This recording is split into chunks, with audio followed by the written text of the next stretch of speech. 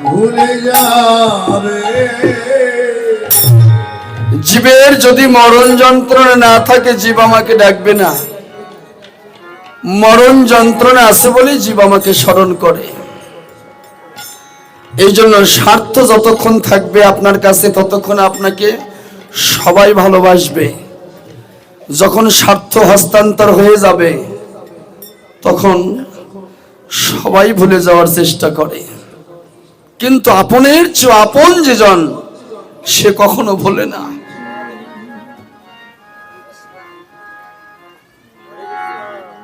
আপনের চেয়ে আপন। মাইকেল মধুসূদন দত্ত একটা মেয়েকে ভালোবাসতো, ইংল্যান্ডের। সেই মেয়েটির কারণে ইংল্যান্ডে চলে গেল, কিন্তু মাইকেল মধুসূদন দত্ত যখন অসুস্থ হয়ে পড়লো, অসুখ আর ভালো হয় না, সংসারে অভাব অনটন, স্ত্রী বলতেছে দেখো তোমার তো অসুখ ভালো হচ্ছে না,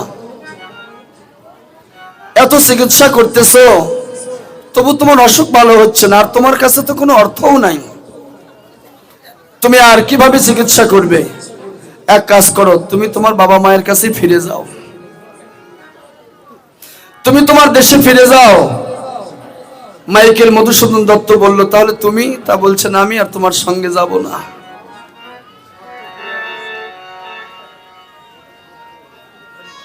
তুমি যাও, আমি আর যাব না, কারণ স্বার্থ শেষ হয়ে গেছে। স্বার্থ যে কয়দিন ছিল সেই কয়দিন এই মায়ের বন্ধনটা ছিল, স্বার্থ শেষ, মায়ের বন্ধন শেষ। এই জগতে স্ত্রী পুত্র সন্তান সন্ততি ভাই বোন বন্ধু বান্ধব সবাই স্বার্থ নিয়েই ভালোবাসে। এজন্য কোন কোন শিষ্য গুরুকে স্বার্থ নিয়ে ভালোবাসে, এরকম বহু নজির আছে আমার কাছে। স্বার্থ শেষ, সম্বন্ধ শেষ।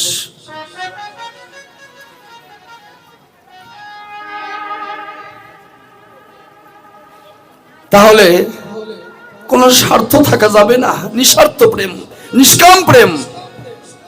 তাই একটা সকাম আর একটা নিষ্কাম, লজিক দুই প্রকার, একটা সকাম আর একটা নিষ্কাম, একটা সকাম অনুরাগ আর একটা নিষ্কাম অনুরাগ, একটা আত্মেন্দ্রিয় আর একটা কৃষ্ণেন্দ্রিয়, একটা আত্মসুখ একটা কৃষ্ণ সুখ।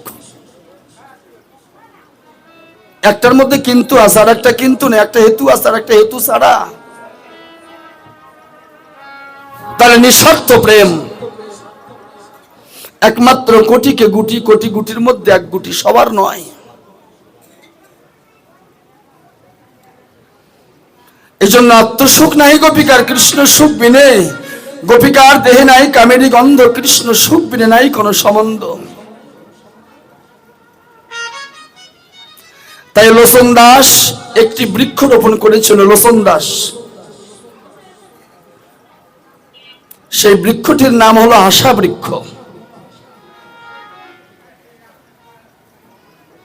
যখন ছোট্ট বৃক্ষ রোপণ করলেন সবাই জিজ্ঞাসা করলো এটা কি বৃক্ষ, বৃক্ষের নাম কি?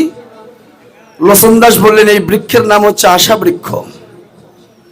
তাহলে কি করবে এই বৃক্ষ দিয়ে? যে বৃক্ষ বড় হবে, ফুল ফল ধরবে, লতা পাতা হবে, এখানে শীতল ছায়া হবে, আর আমি ওই ছায়ায় বসে বসে বিশ্রাম করব। ফল ধরবে খাবো, ফুল ধরবে গোবিন্দের সেবায় দিব। কিন্তু পরিশেষে দেখা গেল বৃক্ষটি যখন বড় হলো, ফুলও নাই, ফলও নাই, লতাও নাই, পাতাও নাই, শুধু কাটা আর কাটা।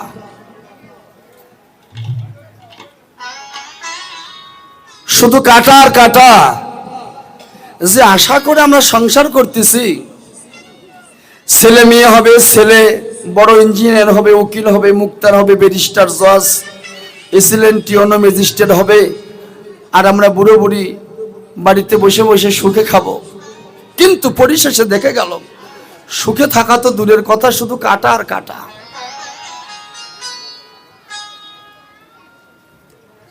এদেরকে ভালো না বেশে যদি আমি সাধুগুরু বৈষ্ণবকে ভালোবাসতাম,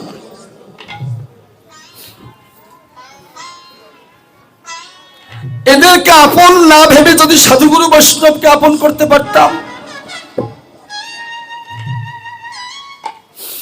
এদেরকে সর্বস্ব না দিয়ে যদি সাধুগুরু বৈষ্ণবকে সর্বস্ব দিতে পারতাম,